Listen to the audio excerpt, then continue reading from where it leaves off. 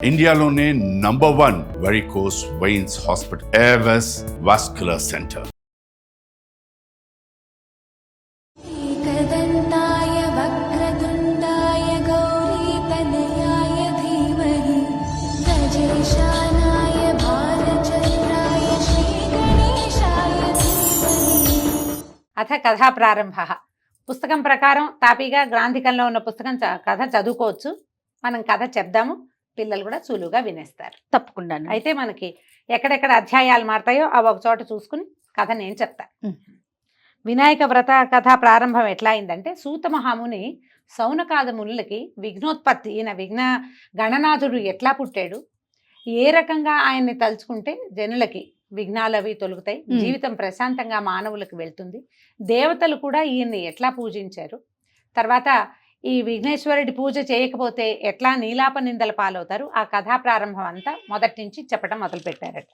పూర్వం ఒకసారట పరమేశ్వరుడు గజముఖం కలిగిన ఒక రాక్షసుడు తన కోసం తపస్సు చేసి, ఆయన చాలా తీవ్రమైన తపస్సు చేశాడు. గజాసురుడు అనే రాక్షసుడు ముఖము గజముఖం కలిగి ఉన్నవాడనమాట.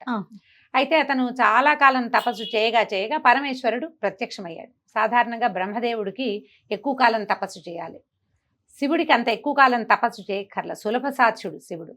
ఆయనకు ప్రత్యక్షమైనాక పరమేశ్వరుడు అడిగాడు, నీకేం కావాలి నాయన అంటే, అయ్యా నువ్వే నాకు కావాలి, నా యందు నివసించి ఉండమని గజాసురుడు పరిపరి విధాలుగా పరమేశ్వరుని ప్రార్థించాడు. భక్త సులభుడైన పరమేశ్వరుడు అలాగేనని ఈ గజాసురుడి యొక్క గర్భంలోనే అతని లోపలే ఆత్మలింగ స్వరూపంతో ఉండిపోయాడు. అయితే ఎంతకాలమైనా వరాలు ఇవ్వడానికి వెళ్ళిన పరమేశ్వరుడు తిరిగి రాకపోయేసరికి పార్వతీదేవి తర్వాత కైలాసంలో ఉన్న ప్రమథగణాలందరూ చాలా ఆందోళన చెంది స్వామి ఎక్కడున్నాడని అన్ని చోట్ల ప్రశ్నించి గజాసురుడి గర్భంలో ఉన్నాడని తెలుసుకుని ఆయనని ఏ విధంగా అయినా వెనక్కి తెచ్చుకునే ఉపాయం వాళ్ళకి తెలియక బ్రహ్మ విష్ణువులు ఇద్దరిని వాళ్ళు ఆశ్రయించారు. ఏదో ఒక విధంగా పరమేశ్వరుని వెనక్కి తీసుకురమ్మని. అయితే విష్ణువు ఏంటంటే జగన్నాటక సూత్రధారి. ఆయన ఏం చేశాడంటే, ఈ గజాసురుడు అనేవాడు పరమేశ్వరుని గర్భంలో ఈ రోజు పెట్టుకున్నాడు, ఆయన్ని బయటికి తీసుకొస్తే రేపు వాడు మళ్ళీ తపస్సు చేస్తాడు, మళ్ళీ వాడి గర్భంలోకి మళ్ళీ వెళ్ళిపోతాడు, ఈయన ఒప్పుకుంటాడు కదా. అందుకని అసలు ఈ గజాసురుడు అనే వాడిని లేకుండా సంహరించాలని, లేకుండా చెయ్యాలి. ఇంకా అదే దానికోసం అని ఏం చేశాడట, ఈ బ్రహ్మాది దేవతలందరినీ గంగిరెద్దుల వాళ్ళుగా తయారు చేశాడు.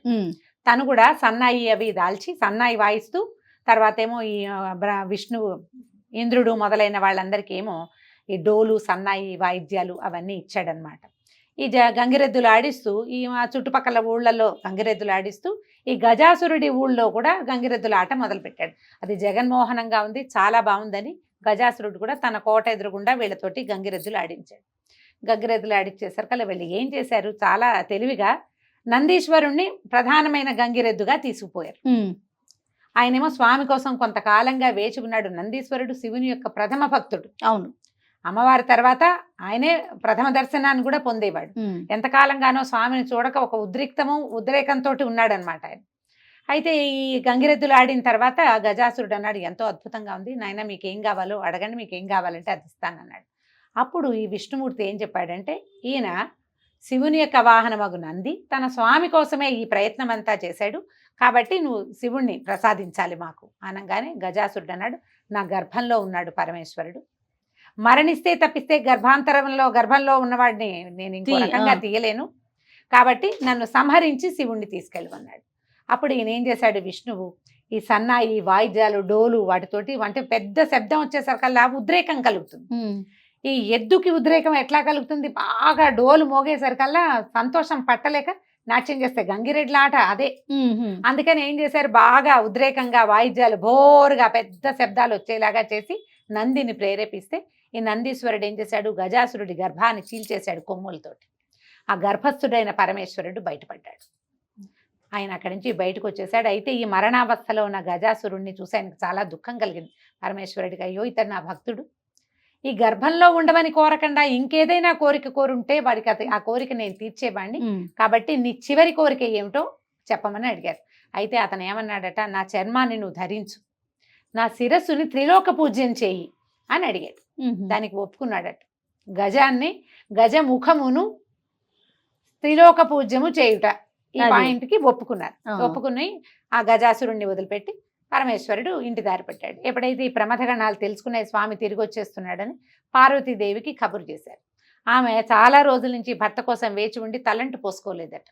అలాగే ఉన్నాను, ఇవాళ స్వామి తిరిగి వస్తున్నాడు కాబట్టి వాళ్ళు వచ్చే లోపల నేను చక్కగా స్నానం అది చేద్దామని ఈవిడ ఏం చేసింది, అంతఃపురం లోపలికి వెళ్ళి స్నానానికి ఏర్పాటు చేసుకుంది. బోళ్ళంతా సున్నిపిండి అది కలిపెట్టారు. ఈ సున్నిపిండితోటి ఒంటికి రాసుకుంటుంటే అది నలుగు, ఇట్లా నలుగు పిండి ముద్దలు ముద్దలుగా బంతుల్లాగా కనపడుతోంది. ఆమె ఆ బంతుల్ని చూసి సరదా పడి ఏం చేసిందట, ఆ బంతులు 5-6 కలిపి ఒక బాలక రూపంలో చేసింది, బొమ్మలాగా చేసిన తర్వాత ఆమె ఆ ప్రతిమను చూసి సంతోషం పట్టలేక ఈ ప్రతిమకి ప్రాణం పోసి ఒక బాలక రూపాన్ని ఇచ్చి వాకిట్లో నుంచోబెట్టింది. ఎవరు రాకుండా చూసుకోని ఆయన కాపలా కింద వాకిట్లో నిలబడి ఉన్నటువంటి ఈ బాలకుడు కాపలా కాస్తున్నాడు.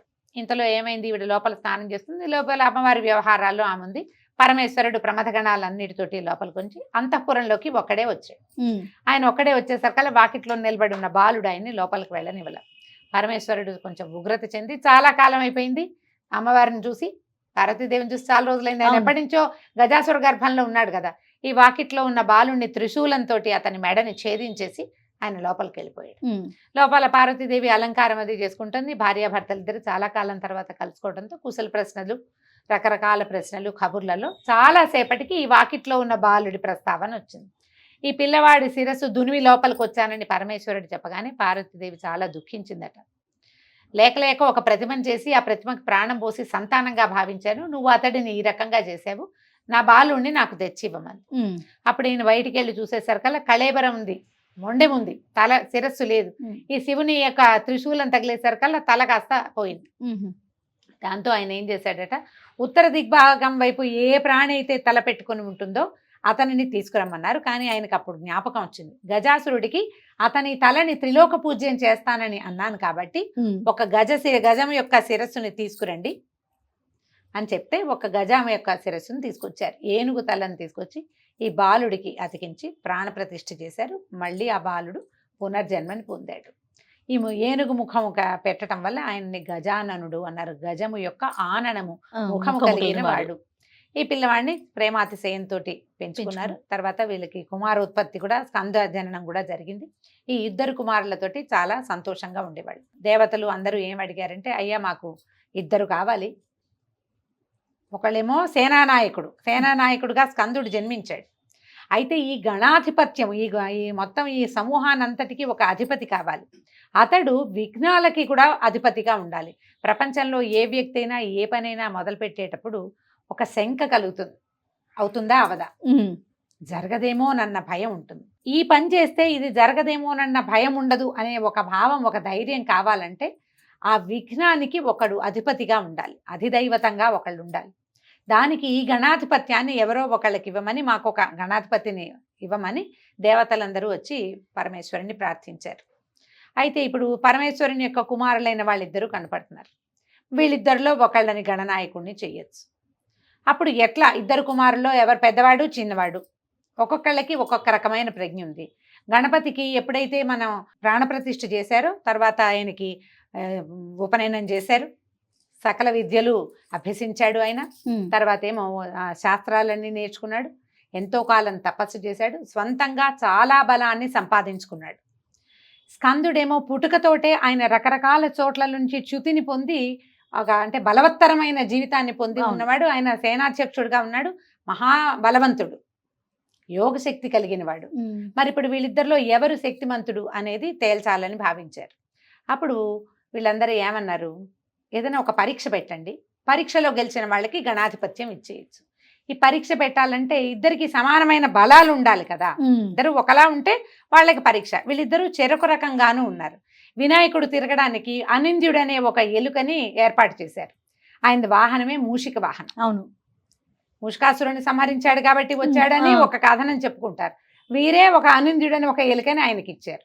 ఈ ఎలుక మీద తిరిగేవాడు స్థూలకాయుడైన వాడు ఒకడైతే, రెండో వాడు నెమలి మీద తిరిగేవాడు, తర్వాత సేనాధ్యక్షుడుగా ఉండి యుద్ధ విద్యలు క్షుణ్ణంగా అభ్యసించిన వాడు రెండో ఆయన. ఆయనకి యుద్ధం చేయగలిగే శక్తి ఉంది. వీళ్ళిద్దరికీ ఒకే ఇది ఎట్లా అని ఆలోచించిన పరమేశ్వరుడు ఏమన్నాడంటే, ఈ మొత్తం ప్రపంచమంతా 3,33 కోట్ల దివ్య తీర్థాలు ఉన్నాయి. ఎవరైతే ముందుగా ఈ తీర్థాలన్నిట్లలో స్నానం చేసి ఇక్కడికి కైలాసానికి చేరుకుంటారో వాళ్ళకి ఈ గణాధిపత్యం ఇస్తానన్నాడు. స్కందుడు సరేనని నెమలి వాహనం ఎక్కి తుర్రుమని వెళ్ళిపోయాడు. గజాననుడు నుంచున్నాడు. ఆయనకి ఏం చేయాలో తెలియలా. తండ్రికి నమస్కరించాడు. మేమిద్దరం ఒక శక్తి కలిగిన వాళ్ళం కాదు. అతను బలాఢ్యుడు, చులకనైన శరీరం కలిగిన వాడు, వాహనం కూడా గొప్పది, ఎగరగలదు, పరిగెత్తగలదు. నాకు వాహనము లేదు, శక్తి లేదు, నన్ను ఏం చేయమంటావు అని అడిగితే అప్పుడట విష్ణుమూర్తి కూడా ఉన్నాడు సన్నిధిలో. ఈయన ఏం చెప్పాడంటే భగవంతుడు పరమేశ్వరుడు ప్రపంచంలో ఉన్న నీరు మొత్తానికి నారాయణుడే అధీనం, ఆయన అధీనంలోనే ఉంటాయి. నారములన్నిటికీ శక్తి కలిగిన వాడు, అంటే అన్ని ఎవరి అధీనంలో ఉంటాయంటే నారాయణుడిని అధీనంలో ఉంటాయి నాయన. కాబట్టి నారాయణ మంత్రాన్ని జపిస్తూ, ప్రపంచం అంటే తల్లి తండ్రి, నీళ్ళన్నీ అధీనంలో ఉండేవాడు నారాయణుడు. నారాయణ మంత్రం చదివితే నీటిని ముట్టుకున్నట్టే, నీళ్లలో స్నానం చేసినట్టే. మరి ఇప్పుడు ప్రపంచంలో ఉన్న నదులన్నీ అన్నారు కదా, తల్లిదండ్రుల్ని మించిన ప్రపంచమే లేదు. కాబట్టి ఈ తల్లిదండ్రులైన మా ఇద్దరి చుట్టూ తాను ప్రదక్షిణం గనక చేస్తే, నారాయణ మంత్రంతో అమ్మా నాన్నల ప్రదక్షిణం చేస్తే నువ్వు అన్ని నీళ్లలో నువ్వు స్నానం చేసినట్టు, సర్వతీర్థ స్నానము అవుతుంది, ప్రపంచమంతా తిరిగినట్టు కూడా అవుతుంది అని చెప్పారు. చెప్పగానే ఈయన నారాయణ మంత్రాన్ని సాంగంగా ఉపదేశం పొంది నారాయణ మంత్రంతో అమ్మా నాన్నల చుట్టూ తానే ప్రదక్షిణం చేయటం మొదలుపెట్టాడు. ఈయన ప్రదక్షిణం చేస్తుంటే స్కందుడు ఏ ఏ తీర్థాల్లోకి వెళ్ళాడో అక్కడి నుంచి తన అన్నయ్య స్నానం చేస్తూ వెనక్కి వస్తున్నట్టుగా కనపడుతున్నాడట ఆయనకి. ఆశ్చర్యపోయాడు స్కందుడు. ఎట్లా అన్నయ్య నాకంటే ముందెళ్ళిపోయాడు, ఆయన వాహనం పరిగెత్తలేదు, మందేమో ఎగురుతుంది, పరిగెడుతుంది, ఇంత శక్తి కలిగింది. అయినా కూడా ప్రతి తీర్థంలోనూ తనకంటే ముందే అన్న స్నానం చేసి సోదరుడు తిరిగి వస్తున్నట్టుగా కనపడింది. ఆయన తిరిగి వచ్చే లోపల ఆయన 3 ప్రదక్షిణాలు చేసేసి నిలబడినాడు. స్కందుడు తిరిగి వచ్చి సన్నిధిలో నిలబడి, అమ్మా నాన్నల సన్నిధిలో నిలబడిన ఈ గణాధిపతిని మన వినాయకుడిని చూసి ఆయన ఆశ్చర్యపోయి, తండ్రి అన్నగారి మహిమ తెలియక, ఆయన గొప్పతనం తెలియక నేను తొందరపడి గణాధిపత్యాన్ని నాకు కూడా కావాలన్నాను, కానీ నాకు వద్దు, ఈ గణాధిపత్యాన్ని అన్నయ్యకే ఇచ్చేసేయమని ఆయన నమస్కారం చేసి తన ఓటమిని ఒప్పుకుని, అన్నల ఎదుట ఓటమిని ఒప్పుకోవాలి పెద్దవాళ్ళ ముందు, ఆ మాట చూపిస్తారు మనకి ఈ కథలో. అప్పుడు గణాధిపతిగా ఈయన్నే వినాయకుడినే నియమించారు. అప్పుడు ఏమైందట, సర్వలోక వాసులు ఈయన్ని పూజించారు విశేషంగా గణపతిని. అప్పటిదాకా వినాయకుడు గజాననుడిగా ఉన్నవాడు వినాయకుడు అయ్యాడు, తర్వాత విఘ్నాధిపతి అయ్యాడు, ఈ గణాధిపతి కూడా అయ్యాడు. అందరి దగ్గరికి వెళ్ళాడు, అందరి ఇళ్లలోనూ పూజలు చేశారు, ఆయనకి బోల్డ్ అన్ని రకాల సమర్పించారు. ఈయనకి మొదటి నుంచి ఆహార ప్రియుడుగా కనపడతాడు. గజముఖం అవటం వల్ల గజమే ఆహార ప్రియత్వము, అంటే ఎక్కువ ఆహారాన్ని తీసుకునే పద్ధతి కలిగింది కాబట్టి బొజ్జగన్నపై అంట ఆహారం తీవ్రంగా ఎక్కువ తీసుకునేవాడు. ఇన్ని రకాల పదార్థాలు అన్ని చోట్ల దేవతలు అందరి ఇళ్లకి వెళ్ళాడు, ఎవరేం పెడితే అవి ఆరగించాడు. కడుపు నిండా తిన్నాడు. తిన్నాక చీకటి పడ్డాక ఇంటికి వచ్చాడట. ఈ కైలాసానికి తిరిగి వస్తున్నాడు. ఈ వస్తుంటే ఏం చేశాడు, కొన్ని లడ్డూలు పట్టుకున్నాడు, కొన్ని ఎలుకకి ఇచ్చాడు, ఆల్రెడీ భుజించాడు. బాగా నిండుగా ఉండేసరికి ఆయాస పడుతున్నాడు. ఆయన ఏం చేశాడు, వచ్చి ఇవాళ నాకు గణాధిపత్యం లభించింది, వీరందరి సేవలు నేను పొందానని వాళ్ళ అమ్మకి నాన్నకి ఇద్దరికి నమస్కరిద్దాం అనుకున్నాడు. వంగితే ఈయనకి చేతులు అందితే కాళ్ళు లేచిపోతున్నాయి, కాళ్ళు నేల మీద ఉంటే చేతులు అందట్లా. ఈ నమస్కారం చేయటానికి అవస్థ పడుతున్నటువంటి గణపతిని చూసేసరికల్లా పరమేశ్వరుడి తలభాగంలో చంద్రవంక స్వరూపంలో చంద్రుడు ఉంటాడు. ఆయన పకపకగా నవ్వాడు. పుస్తకాల్లో వికటముగా నవ్వేను అని రాస్తారు. ఎక్కిరించాడనమాట, పరిహాసంగా నవ్వేసరికల్లా ఆ నవ్వుకి ఈ గణాధిపతి యొక్క బొజ్జ పగిలి ఆయన కాస్త మృతుడైపోయాడు, పడిపోయాడు కింద. ఆ పొజ్జలోంచి రకరకాల కొడువులు, ఉండ్రాళ్ళు, పొద్దునుంచి తిన్నటువంటి మోదకాలు, లడ్డూలు అన్నీ నేలంతా దొరికినాయి. ఈ పార్వతీదేవి కష్టపడిపోయింది, చాలా కష్టంతో వచ్చింది ఆవిడకి. ఓరి దుర్మార్గుడా, నిన్ను చూడడం వల్లే కదా నా పిల్లవాడు ఇట్లా అయిపోయాడు. రాచ దృష్టి తగిలితే రాళ్ళు కూడా ముక్కలవుతాయి, నీ దృష్టి తగిలి నాకు కుమారుడు ఇట్లా భూపతనం చెందాడు, నిన్నెవరు చూస్తే వాళ్ళకి నీలాప నిందలు కలుగ్గాక అని చంద్రుణ్ణి శపించి ఆవిడ దుఃఖంతో కుమారుడి దగ్గర కూర్చుంది. ఇంతలో దేవతలందరూ వచ్చారు, విష్ణుమూర్తి కూడా వచ్చి అతనిని మళ్ళీ జీవితుణ్ణి చేశారట. జీవితుణ్ణి చేశారు, అయిపోయింది కథ.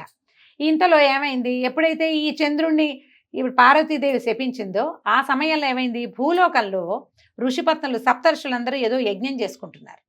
యజ్ఞకుండ ఉంది, కుండల్లో అగ్నిదేవుడు మంచి జ్వాలతోటి వెలుగుతున్నాడు. ఋషిపత్నులు ఋషులు కలిసి ఇలా ప్రదక్షిణ చేస్తున్నారు. చేస్తుండేసరికల్లా అగ్నిదేవుడు ఈ ఋషిపత్నుల సౌందర్యం చూసి చాలా సౌందర్యవతులుగా ఉన్నారని భావించాడు. అయితే అగ్ని భార్య అయినటువంటి స్వాహాదేవి ఏం చేసిందట, అరుంధతి తప్ప మిగిలిన ఋషిపత్నులందరి స్వరూపాలు ధరించి భర్తకి ప్రీతి చేసింది. ఆ సమయంలో అగ్నిహోత్రంలోకి లోపలికి చూసిన సప్తర్షులు తమ భార్యల్ని లోపల చూసి ఈ అగ్నితో ఉన్నవాళ్ళు తమ భార్యలేనని భ్రమపడి భార్యల్ని విడనాడారు. అయితే ఈ సంగతి తెలిసింది. అప్పుడు ఏమనుకున్నారు, అది కాదు జరిగిన మాట. నారదుడు వచ్చి ఆయన చెప్పాడనమాట, ఈ చంద్రుణ్ణి చూశారు, ఇది సాయంకాలం అయ్యింది, ఈ పార్వతీదేమో చంద్రుణ్ణి శపించింది, ఆ సమయంలోనే ఈ చంద్రబింబాన్ని వీళ్ళందరూ చూశారు. ఋషిపత్నులు చూడడం వల్లే ఇలాంటి నీలాప నిందలు కలిగినాయి అని చెప్పి సాక్ష్యం చెప్పాడు బ్రహ్మదేవుడు. నారదుడు వచ్చి ఈ అగ్నిదేవుడితో ఉన్నటువంటి ఆడవాళ్ళందరూ స్త్రీలంతా కేవలము స్వాహాదేవి ఆ స్వరూపాలు ఎత్తింది తప్పిస్తే ఋషిపత్నులు ఎవరు అగ్నిని చేరిన వాళ్ళు కాదని వాళ్ళు మాట చెప్పి ఇది చేశారు, ఇది లెక్క పెట్టారు. సరే సర్దుకున్నారు. కానీ ఎవరైనా సరే చంద్రుడిని చూడంగానే నీలాప నిందలు వస్తాయి. అప్పుడు అందరూ పార్వతీదేవి దగ్గరికి వెళ్ళారమ్మా, ఇది ఎట్లా కుదురుతుంది, చంద్రుడు సాయంకాలం అయితే వస్తాడు, నెలలో కనీసం 25 రోజులు ఆకాశంలో ఉంటాడు కదా, చంద్రుడి వల్లే ప్రపంచం నడుస్తుంది, అతని వల్లే పంటలు పండుతాయి, చూడొద్దంటే మానవులంతా ఏమైపోతారు, ఋషులు ఋషిపత్నులు కాబట్టి ఈ కథ ఇట్లా సుఖాంతమైంది, మానవుల వల్ల ఎట్లా అవుతుంది అనేసరికి ఆవిడ సర్దుకుని ఒక శాప అవసానం ఏం చెప్పిందని, అవసానం కాదు ఇది, ఒక చిన్న అమెండ్మెంట్ లాంటిది. ఏ రోజునైతే చంద్రుడు చూడడం వల్ల గణపతికి ఆయనకి బాధ కలిగిందో, ఏ రోజు శపించబడ్డాడో చంద్రుడు, ఆ ఒక్క రోజు తప్ప మిగిలిన ఏ రోజులు అయినా పర్వాలేదు. తర్వాత ఆ రోజున గణపతిని పూజించకుండా గనక మీరు చంద్రుడిని చూస్తే ఇబ్బంది, నీలాప నిందలు కలుగుతాయని ఆవిడ ఆ ఒక రోజు చూడొద్దు అని చెప్పింది. చెప్పాక ఈ కథ నడిచిపోయింది. తర్వాత ఈయన గణాధిపతి అయ్యాడు. ఎప్పుడైనా సరే ఏం చేయబోతున్నా మొట్టమొదటి గణపతిని పూజించిన వాళ్ళకి అన్ని విఘ్నాలు పోయి వాళ్ళ పనులు అవటం, దేవతలందరూ సంతోషంగా ఉండేవాళ్ళు, రకరకాల యజ్ఞాలు హోమాలు జరిగేవి. దీని తర్వాత ఏమైంది, ఆ కాలం గడిచిన తర్వాత ఒకసారి నారద మహాముని ద్వాపర యుగంలో కృష్ణ పరమాత్మని చూడబోయి చాలాసేపు ముచ్చట్లాడుకున్నారు, కబుర్లు చెప్పుకున్న తర్వాత ఏం చెప్పాడంటే, సాయంకాలం అవుతోంది, ఈ రోజున పార్వతీదేవి చంద్రుడిని చూడకూడదని శపించింది, ఇవాళ చతుర్థి వినాయక చవితి కాబట్టి ఈ రోజున చూడకూడదండి, అందుకని నేను పెందరాళే వెళ్ళిపోతానని చీకటి పడకుండానే నారద మహాముని వెళ్ళిపోయాడట. వెళ్ళిపోతే కృష్ణ పరమాత్మ ఏం చేశాడు, ఊరంతా చాటించారట. ఏమని, ఈ రోజున గణేష్ చతుర్థి వినాయక చతుర్థి కాబట్టి లోకంలో మొత్తం ఊర్లో ఉన్న వాళ్ళందరూ, ద్వారకా నగరంలో ఉన్న వాళ్ళందరూ చీకటి పడగానే ఇళ్లలోకి వెళ్ళిపోండి, చంద్రుణ్ణి చూడొద్దు, నీలాప నిందలు కలుగుతాయి అని చెప్పారు. ఈ చెప్పిన తర్వాత సరే అందరూ ఎవరి దారిని వాళ్ళు సర్దుకున్నారు, చాటింపు వేయించారు. చీకటి పడిన తర్వాత కృష్ణ పరమాత్మ ఏం చేశాడు, చంద్రుడిని చూడకుండానే గోష్టంలోకి వెళ్ళాడు. ఆయన క్షీరప్రియుడు, పాలు తాగాలి, సాయంకాలం ఏమిటి ఫ్రెష్గా అప్పుడే తీసిన గుమ్మపాలు తాగుతాడు కృష్ణ పరమాత్మ. ఆయనే వెళ్ళి పాలు పితకడానికి ఆవు దగ్గరికి వెళ్ళాడు. పాలు పితికితే ఆ చెంబులో ఏ పాత్రలోకి అయితే పాలు తీస్తాడో అందులో చంద్రుని యొక్క ప్రతిబింబం కనపడింది. అది చూశాడు. చూసనుకుని, ఆహా నాకు ఎట్టి నీలాప నిందలు కలుగుతాయో కదా, రేపొద్దున ఏదో ఇబ్బంది వస్తుంది మనకి అని అనుకుంటూనే ఆయన అప్పటికి వెళ్ళిపోయాడు. ఆ కాలంలో ఏం జరిగిందంటే, ఈ ద్వారకా నగరంలో సత్రాజిత్ అని ఒక ఆయన ఉండేవాడు. ఈ సత్రాజిత్ ఏంటంటే మహాసూర్య భక్తుడు. ఆయన సూర్యోపాసన చాలా సంవత్సరాలు చేసి సూర్యుడి నుంచి ఒక అద్భుతమైన మణిని వరంగా పొందాడు. శమంతకమణి దాని పేరు. రోజుకి 100 బారువుల బంగారం ఇస్తుందట. అది వాళ్ళ ఇంటి నిండా బంగారమే. అయితే ఏమైంది, ఎప్పుడైతే ఈయనకి ఈ మణి లభించి ఆయన చాలా సంపన్నుడయ్యాడో, శ్రీకృష్ణుల వారు ఈయనని అడిగారు సత్రాజిత్తును, ఇంత అద్భుతమైన మణి రాజు దగ్గర ఉండాలి, మన రాజుకి ఈ మణి ఇవ్వమని అడిగారు. అడిగితే ఈయనేమన్నాడు సత్రాజిత్తు, ఎవరైనా ఎంత సన్నిహితుడికైనా ఇంత బంగారం ఇచ్చే మణిని ఇస్తారా, నేను ఎన్నో సంవత్సరాలు సూర్యోపాసన చేసి సాధించాను కాబట్టి నేను ఇవ్వను అన్నాడు. కృష్ణుడు కూడా ఊరుకున్నాడు. దీని తర్వాత ఏం జరిగింది, ఒకనాడు ఆయన సత్రాజిత్తుకు ఒక తమ్ముడు ఉన్నాడు ప్రసేనుడని. అతను ఏం చేశాడట, దీనికి వెళ్తూ వేటాడడానికి వెళ్తూ ఆ మణి మీద సరదాతోటి మణి అడిగి మెళ్ళో వేసుకున్నాడు. తమ్ముడికైనా ఆయన ఇవ్వకుండా ఉండాల్సింది, తన సొంత తమ్ముడు కాబట్టి మణిని ధరించటమే కదా అది గొప్ప, ఆ మణిని ధరించడం ఇచ్చాడు. ప్రసేనుడు ఆ మణిని ధరించి మెళ్ళో ఆయన అడవిలోకి వేటాడడానికి వెళ్ళిపోయాడు. కానీ అతను తిరిగి రాల. శమంతకమణి ప్రసేనుడితోటి పోయింది. ఊరంతా గగ్గోలు ఎత్తిపోయింది. అయితే ఈయన సత్రాజిత్ ఏమనుకున్నాడంటే, శ్రీకృష్ణుడు ఈ మణిని అడిగాడు, నేను ఇవ్వలేదు కాబట్టి మా తమ్ముడిని చంపి కృష్ణుడే ఈ మణిని అపహరించి ఉండవచ్చు అని ఒక వాక్యం ఆయన అన్నాడో చుట్టుపక్కల వాళ్ళు అంటే అయ్యుండొచ్చు అని కూడా అనుండొచ్చు. పుకార్లు ఇలాగే పుడతాయి. ఈ పుకారు బయటకు వచ్చేసింది. కృష్ణ పరమాత్మకు అంత అవసరం ఏముంది? ఆయన లక్ష్మీభర్తి కదా. అవును. కానీ ఈ మాట వచ్చింది. ఎప్పుడైతే ఇది దొంగతనము ఒకటి, రెండోది హత్య, అడిగింది ఇవ్వలేదు కాబట్టి నయానో భయానో అయినా సరే తీసుకుంటానన్న మొండితనం, అదే కదా జరిగింది. దాంతో ఈ మాట రాగానే ఊరంతా చుట్టుముట్టి అంతఃపురంలో కూడా వచ్చింది శ్రీకృష్ణుడు అంతఃపురంలోకి. ఈయనే ఈ మణిని ఏదో మాయ చేశాడు అని. కృష్ణుడు ఏమనుకున్నాడంటే, ఆహా, ఆ రోజున వినాయక చతుర్థి నాడు ఈ ఆవు పాలల్లో చంద్రవంక చూసిన ఫలితం కదా ఇది, నీలాపనింద వచ్చింది, ఈ నీలాపనిందని పోగొట్టుకోవాలి ఎలాగైనా అని చెప్పి కొంత పరివారాన్ని తీసుకుని ప్రసేనుణ్ణి వెతకడానికి వెళ్ళాడు. ప్రసేనుణ్ణి వెతుకుతుంటే అడవిలో ముందుకు వెళ్ళగా వెళ్ళగా వెళ్ళగా వెళ్ళగా ఒక చోట ఆయనకి ప్రసేనుడి కళేబరం కనపడింది. కానీ ఆయన మెడలో మణి లేదు. ఈ ప్రసేనుడి కళేబరానికి చుట్టుపక్కల అక్కడక్కడ సింహం తాలూకు అడుగు జాడలు కనపడుతున్నాయి. ఒకవేళ ఆ మణి ఎర్రగా ఉంటుంది. ఏ సింహమైనా ఈ ప్రసేనుడిని చంపి అతను వేటాడిపోతే చంపేసి ఉంటుంది. ఆ మెడలో ఉన్న మణిని మాంసఖండంగా భావించి తీసుకుపోయిందేమో అనిపించింది. అయితే తర్వాత ఏమైంది, ఇంకా ముందుకు వెళ్ళి వెతగ్గా సింహం యొక్క కళేబరం కనపడింది, కానీ మణి లేదు. సింహం కళేబరానికి చుట్టుపక్కల ఎలుగుబంటి అడుగు జాడలు కనపడుతుంది. సరే, ఆ ఎలుగుబంటి అడుగు జాడల్ని పట్టుకుని ముందుకు వెళ్ళారు. వెళ్తే అది ఒక గుహలోకి వెళ్ళినాయట అడుగు జాడలు. ఈ పరివారాన్ని అంతటినీ బయట నుంచోబెట్టారు. నుంచోబెట్టి కృష్ణుడు అన్నాడు, నేనే లోపలికి వెళ్ళి చూస్తానని కృష్ణ పరమాత్మే లోపలికి వెళ్ళారు. ఈ గుహలోకి వెళ్ళేసరికి లోపలికి వెళ్తే ఒక ఉయ్యాలలో ఒక పిల్ల, ఒక పాప, మరి చంటి పిల్ల కాదు, కొంచెం పెద్దదే, ఉయ్యాల్లో ఉంది. ఆ ఉయ్యాల పైన ఈ మణి కట్టబడి కనపడింది ఆయనకి. ఒక 6-7 సంవత్సరాల బాలిక, తర్వాత ఏమో ఒక మణి. ఈయన దగ్గరికి వెళ్ళి ఆ మణిని ముట్టుకునేసరికి లోపల నుంచి ఎవరో ఇంకొక దాది, ఈ పిల్లని పెంచే మనిషి ఆ పని వచ్చి వింత మనిషి వచ్చాడని కేకలు పెట్టిందట. ఈయన వేరే రకంగా ఉంటాడు, భల్లూకాలు ఒకలా ఉంటాయి, మానవుడు కదా, ఈయన మానవ స్వరూపంలో ఉన్నాడు కృష్ణ పరమాత్మ. కేకలు పెట్టేసరికి లోపల నుంచి ఒక పెద్ద భల్లూకం బయటకు వచ్చింది. ఈయన ఎవరు? ఈ ముందు యుగంలోని త్రేతాయుగం నాటి జాంబవంతుడు. ఆయన వచ్చి అరుస్తూ కేకలు పెడుతూ ఈ కృష్ణుడి మీద పడ్డాడు. కృష్ణుడు జాంబవంతుడు ఇద్దరు కలిసి ఎన్నో రోజుల పాటు యుద్ధం జరిగింది. 21 రోజుల పాటు యుద్ధం చేశారట. 21 రోజులు కృష్ణుడు బయటికి రాల. గుహ బయట ఆయన పరివారం అంతా నిలబడే ఉన్నారు. వస్తాడు స్వామి ఎప్పుడో ఒకప్పటికని. పరివారం అంతా విడిసి ఉన్నారు.